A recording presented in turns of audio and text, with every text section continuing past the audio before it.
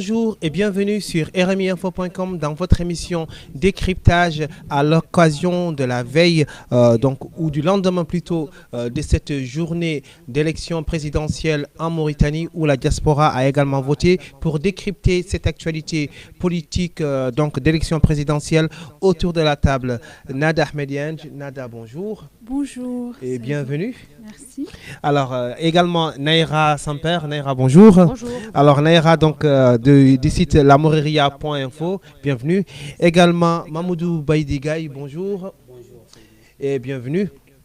Alors, premier sujet que nous allons traiter de cette élection présidentielle, c'est la proclamation ou l'autoproclamation de Mohamed Ould Ghazouani. Hier, il a déclaré qu'il était vainqueur de ces élections présidentielles avec 50%, tout en disant qu'il a comptabilisé des remontées de 80% des suffrages exprimés. Qu'est-ce que cela vous inspire les uns et les autres? Nada.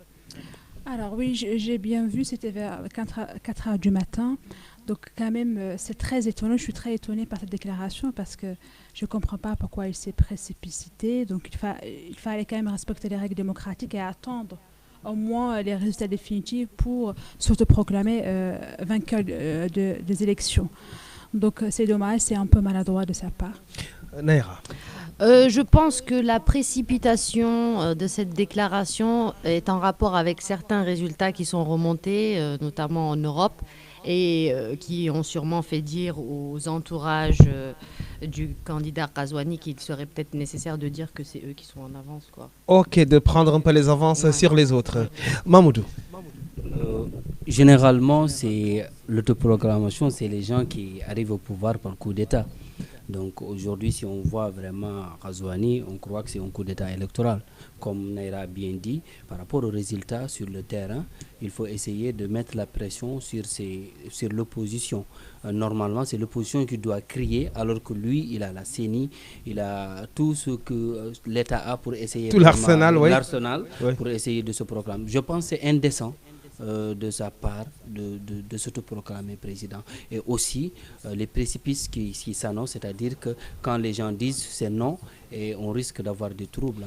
Alors, avant d'en arriver là, la CENI a quand même dit que les résultats qui sortent, c'est partiel. Elle a appelé plutôt les candidats à la retenue.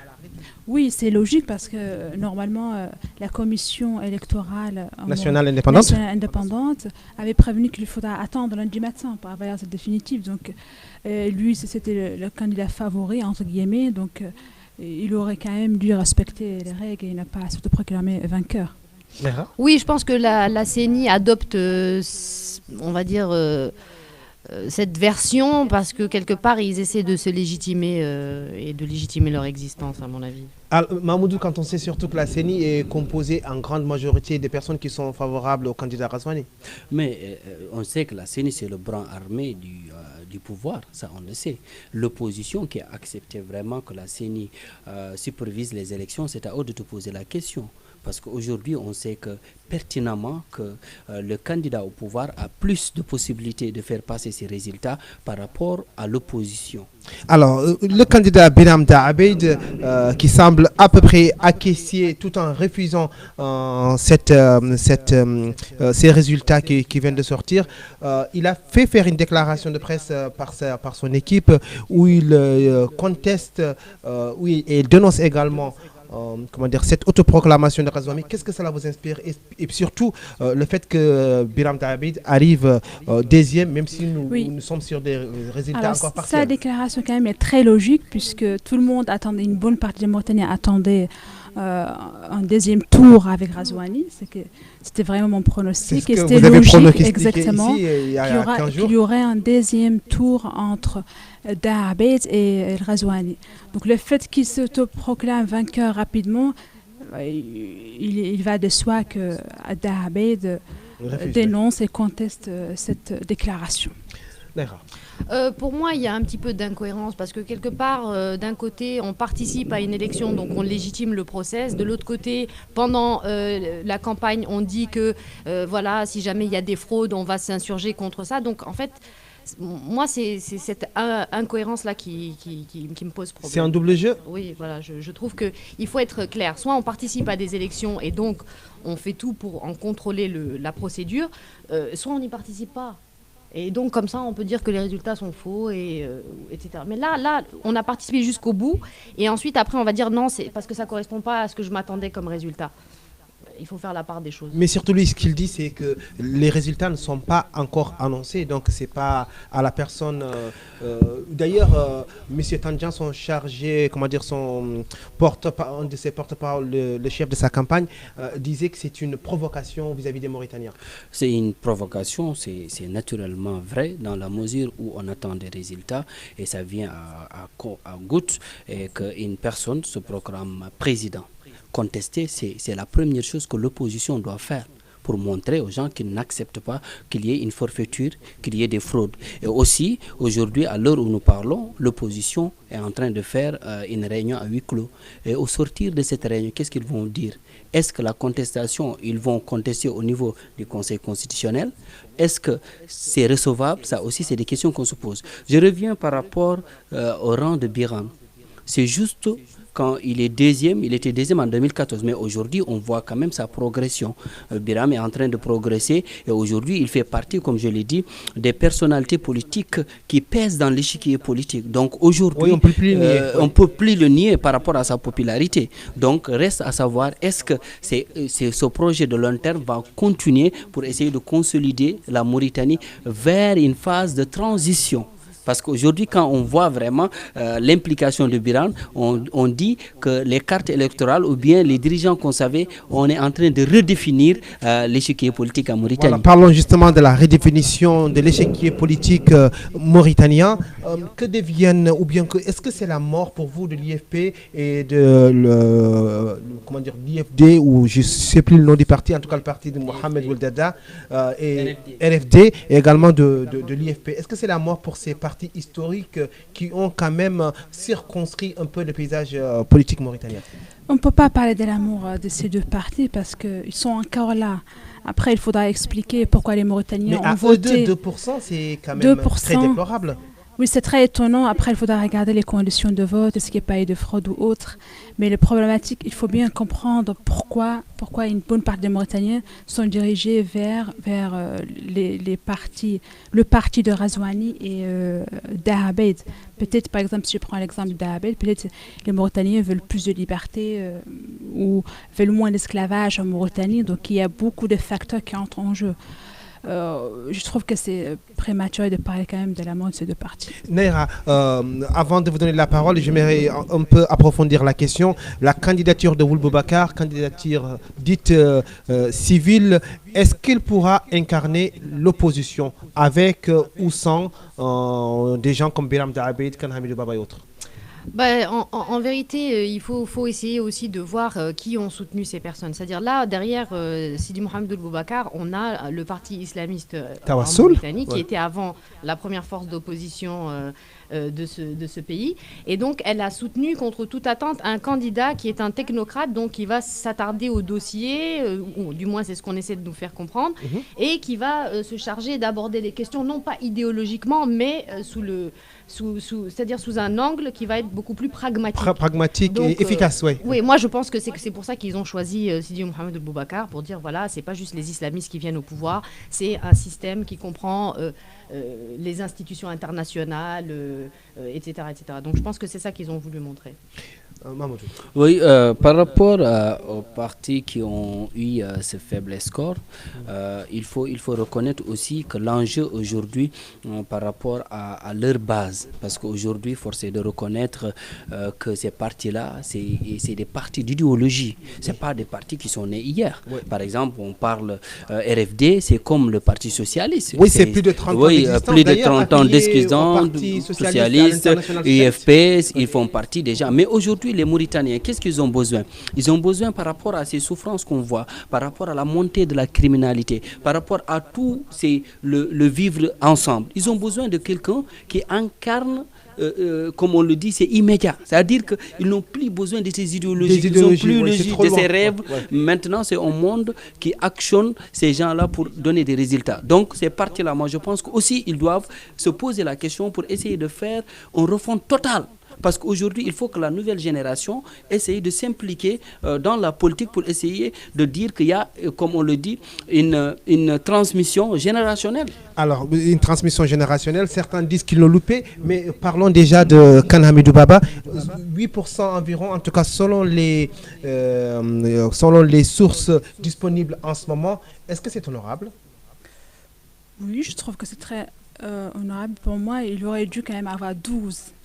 D'après mes prédictions, mais je trouve que c'est très bien. Après, il faudra bien, comme je l'ai dit tout à l'heure, regarder s'il n'y a pas eu des fraudes dans certains villages. Ça, c'est vraiment la problématique. Souvent, certaines élections en Mauritanie. Donc, je trouve que son score est très correct. Naira. Alors, je voudrais juste revenir un petit peu sur l'UFP et le RFD.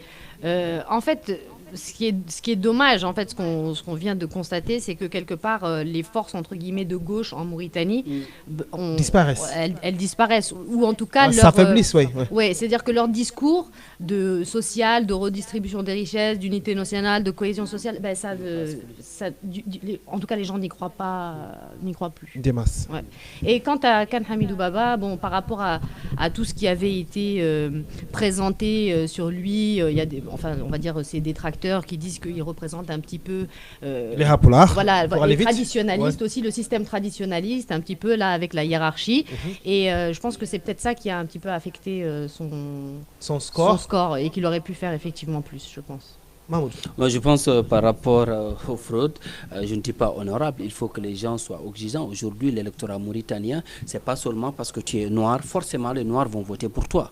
Aujourd'hui, il y a un véritable projet de société qu'il a instauré. Et par rapport à ça, on sait que quand même, aujourd'hui, on ne doit pas parler honorable ou en arabe, c'est honorable ou c'est pas honorable, mais on sait que sa position est stratégique aujourd'hui par rapport à cette coalition. Qu'est-ce qu'ils vont faire au lendemain de ces élections? Est-ce qu'ils vont se maintenir dans cette coalition? Parce que c'est pas Kane Hamidou Baba, c'est une coalition de beaucoup de partis.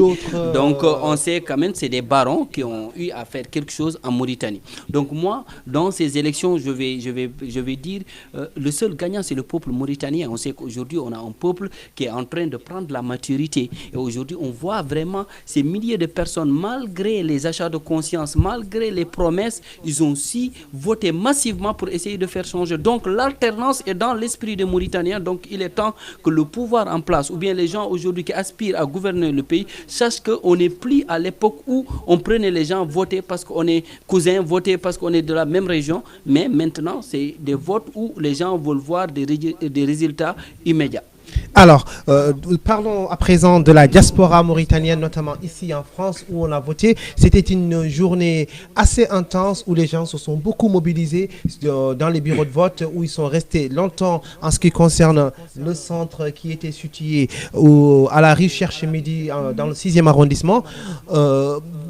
Les scores qui nous parviennent nous disent que Biram David est en tête, suivi de Kane Hamidou Baba. Est-ce que la diaspora est opposante? Ça c'est clair, donc ça c'est la première conclusion donc, à tirer de ces élections, mais il y a deux explications. D'abord, parce que Biram Dahabet, c'est le candidat le plus légitime qui parle de la question de l'esclavage, premièrement, donc tous les Mauritaniens évidemment veulent plus d'égalité entre différentes communautés. Deuxième explication, c'est par rapport évidemment aux droits de l'homme. Je vous rappelle que Dahabet, c'est le candidat qui s'exprimait le plus sur les questions du droit de l'homme, moins d'esclavage, plus d'égalité homme-femme, etc. Donc ces deux raisons expliquent ce score. Il y a aussi, c'est-à-dire qu'il y a une corrélation quand même positive entre le niveau intellectuel des Mauritaniens et le vote. Donc le deux, donc on peut comprendre quand même qu'il y a une relation nette et claire. Naira, le pouvoir qui fait un faible score dans la diaspora, qu'est-ce que ça vous inspire? Moi, je pense que c'est tout à fait... D'autant plus que lors de l'élection précédente législative, c'est le pouvoir qui avait emporté. Oui, mais je pense que là, aujourd'hui, justement, comme elle vient de le signaler aussi... Nada, ouais. Oui, en fait, c'est que il y a effectivement, les Mauritaniens ont je dirais pas qu'ils ont atteint une très grande maturité, mais je vais dire qu'on a commencé à rentrer dans la période de la maturité. Et donc, je pense qu'aussi, ils se sont dit qu'effectivement, on ne peut pas uniquement voter pour la famille, pour la tribu, pour la région, et que ça nous a amené aucun changement concret depuis toutes ces années, et qu'il faut maintenant essayer de voter pour changer le rapport de force en politique. Et la candidature de Biram et le fait que les gens c'est non seulement anti-esclavagisme, c'est j'allais dire système de caste, et c'est anti-hiérarchie sociale. Donc c'est vrai, les gens veulent l'égalité en Mauritanie. C'est ça que moi je... Oui, c'est vrai, comme elle a dit, aujourd'hui, comme je l'ai dit, c'est la rupture par rapport à des pratiques qu'on connaissait. Mais aujourd'hui, la diaspora, c'est normal, vit son parcours, vit aussi vraiment que cette diaspora est confrontée à beaucoup de problèmes. Des fois, les élections présidentielles, c'est comme un référendum. Donc, aujourd'hui, ils ne se reconnaissent pas par rapport à un projet. Aujourd'hui, par dénouement du terme, on dit, nous, on ne reconnaît pas le député de la diaspora, tout simplement, il n'est pas élu par nous, il ne connaît pas nos problèmes. Tout ça, c'est des frustrations qui font qu'aujourd'hui, s'ils votent, ils votent pour un candidat qui connaît leur idéal, qui vient vers eux, qui connaissent leurs problèmes. Donc, ce candidat-là, probablement, c'est ce qui a joué par rapport aux élections que la diaspora a donné sa voix à Kane Hamidou Baba et à Biranda Abeid. Alors, pour finir, un dernier mot sur Mohamed Lemine El Wavi, qui est accrédité de 0, quelque chose %. Je n'ai pas les chiffres en tête. Qu'est-ce que cela vous inspire? C'était une promenade de santé? Oui, il a quand même gagné 0,41%, donc ce n'est pas rien, donc c'est une avancée pour lui. Il y a quelques mois, il était inconnu, donc c'est une bonne chose pour lui. Hein. Naira, est-ce qu'on se rappellera de Mohamed El Wavi dans 5 ans? Non, je pense pas. Même les 1%, on ne se rappelle pas. C'était le mot de la fin, c'était le décryptage, tout ce qu'on pouvait dire en tout cas à l'instant T sur cette élection présidentielle dont les résultats sont encore provisoires. À rmiinfo.com, on vous tient informé de cette élection présidentielle au sein de la diaspora, au-delà de la diaspora. C'est votre chaîne d'information qu'on vous a fait vivre hier et depuis tous ces nombreux jours cette élection présidentielle. Nous restons toujours à vos côtés. Les résultats que vous voyez sur la page, c'est soit des résultats officiels ou les déclarations officielles des candidats. Rien n'émane de nous-mêmes parce que nos avis sont tout simplement les avis des Mauritaniens. Merci d'avoir regardé ce décryptage. C'était un point qu'il fallait dire. À très vite pour de nouvelles émissions sur rmiinfo.com.